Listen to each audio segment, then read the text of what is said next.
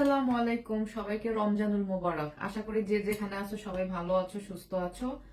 এবং আজকে হচ্ছে আল্লাহর নাম নিয়ে প্রথম রোজাটার সিয়ারি খাচ্ছি।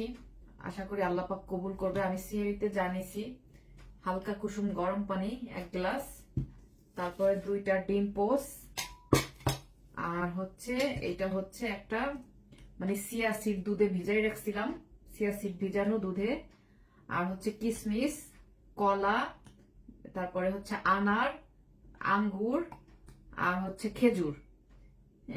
এইগুলা দিয়ে হচ্ছে এই খাবারটা তৈরি করছি। আর এটার মধ্যে এখন যাবে একটু টক দই। এই এখন দিয়ে নিচ্ছি একটু টক দই, তাহলে আরো বেশি মজা লাগবে খাবারটা। এটাকে ভালো করে মিক্সড করব।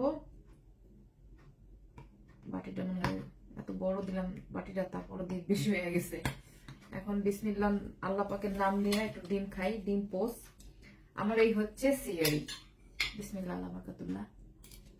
খুবই হেলদি খাবার, এবং ইফতারেও ওরকম আমি ভাজা পোড়া খাই না, খুবই রেয়ার, খুবই রেয়ার। এই হচ্ছে আমার সিয়ারি, বুঝছো?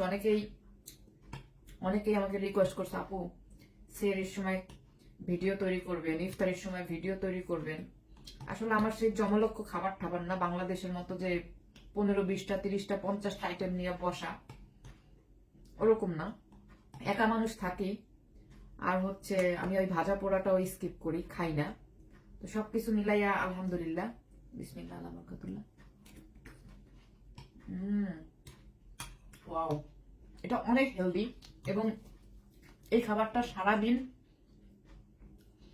খিদা নিবারণ করে রাখবে, এবং তোমার পানি পিপাসা লাগবে না।